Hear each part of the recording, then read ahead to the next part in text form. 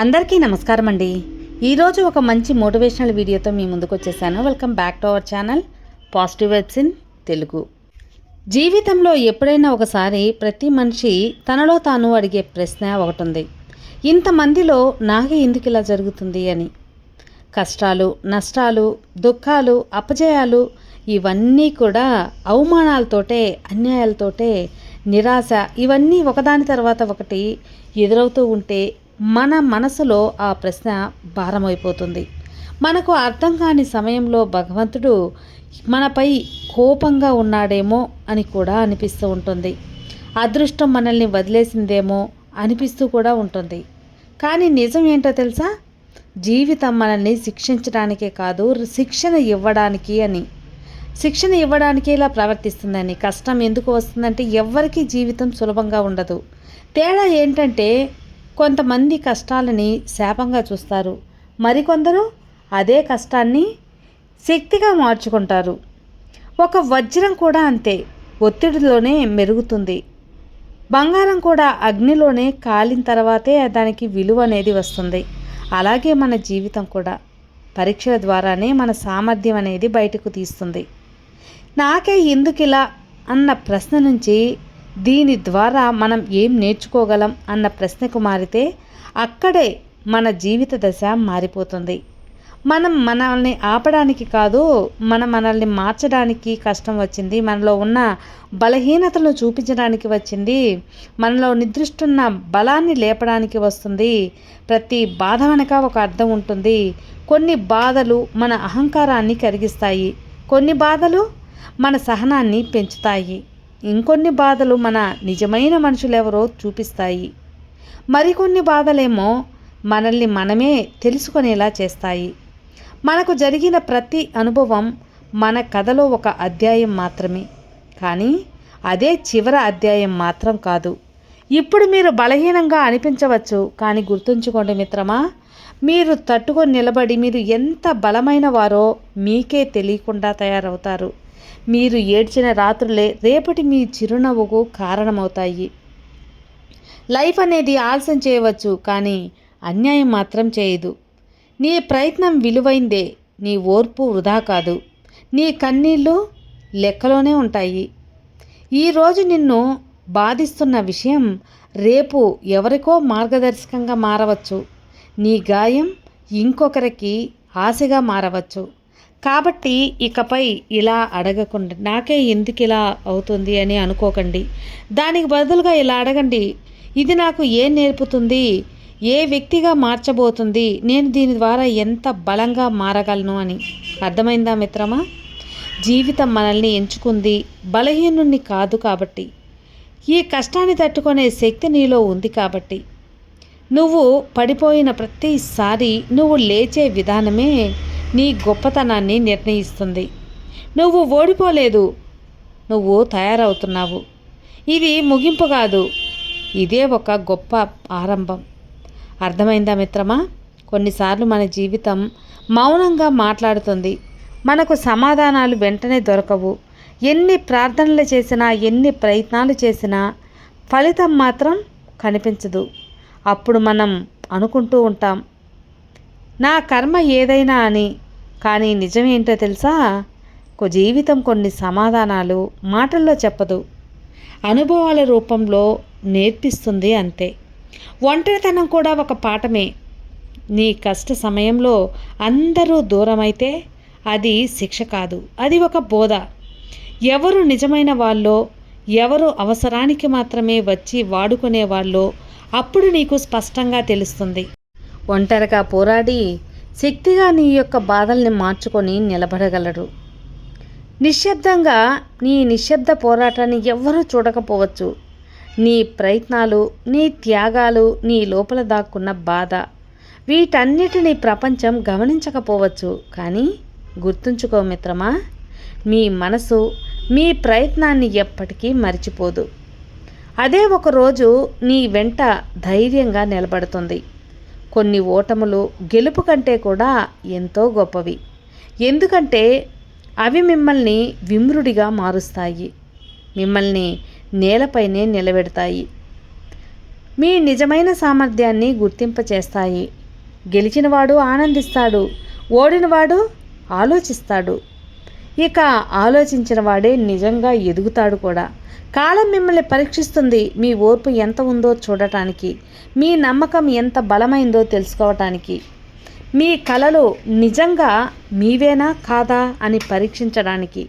కాలం ఒక మంచి గురువు లాంటిది మిత్రమా. కఠినంగా ఉంటుంది కానీ తప్పుద్రోవ మాత్రం పట్టనివ్వదు. ఈరోజు నీ మనసు భారంగా ఉంటే అది నీలో భావాలు ఉన్నాయని అర్థం.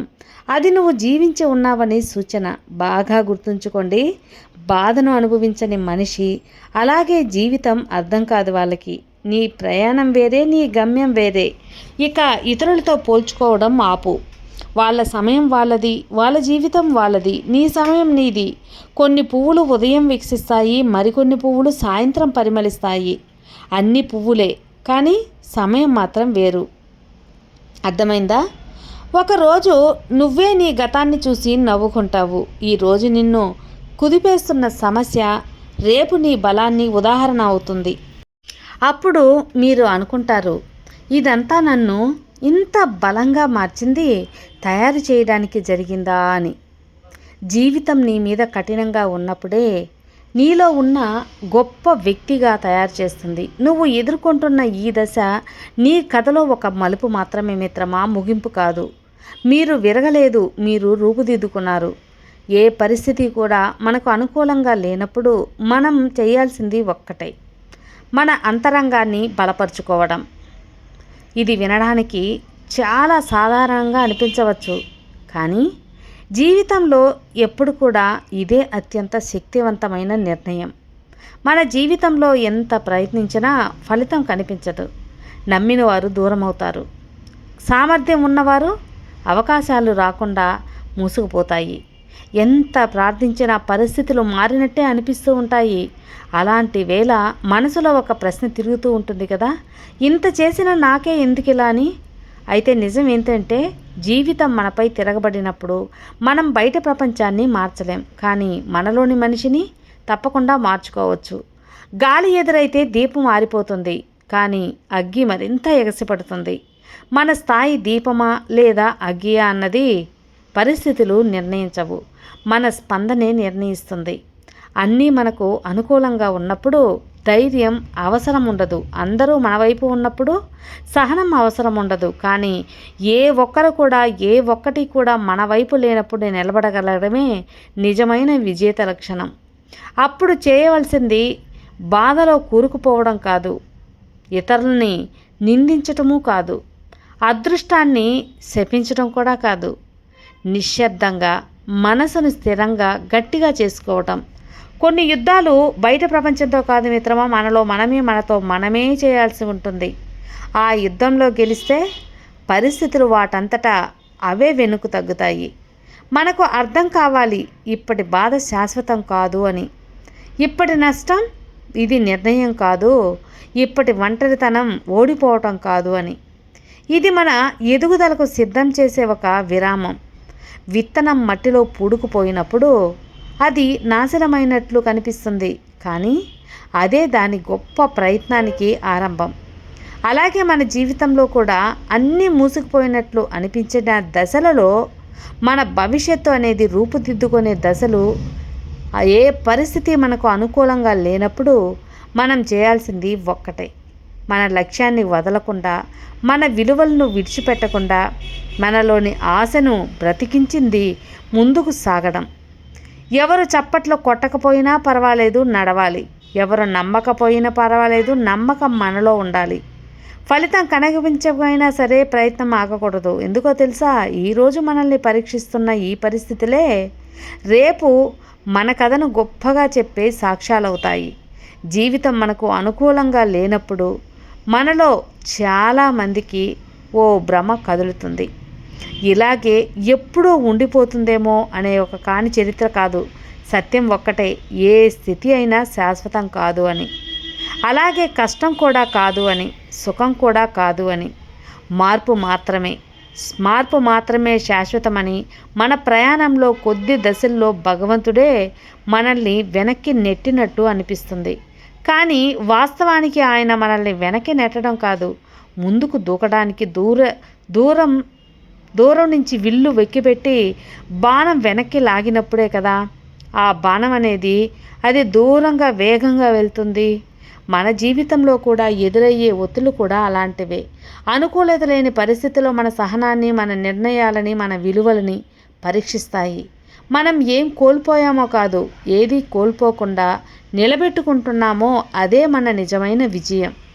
ఆత్మగౌరవాన్ని, స్వాభిమానాన్ని, మానవత్వాన్ని కోల్పోకుండా నిలబడగలిగితే అదే అసలైన గెలుపు. కొన్ని సందర్భాలలో మనం మౌనంగా ఉండాల్సి వస్తుంది. అందరికీ సమాధానం ఇవ్వలేము, అందరూ మన కథను అర్థం చేసుకోరు. కానీ గుర్తుంచుకోవాల్సింది ఏంటి అంటే, మన ప్రయాణాన్ని అర్థం చేసుకోవాల్సింది ప్రపంచం కాదు, మన మనస్సు అని, అలాగే మన అంతరాత్మ అని.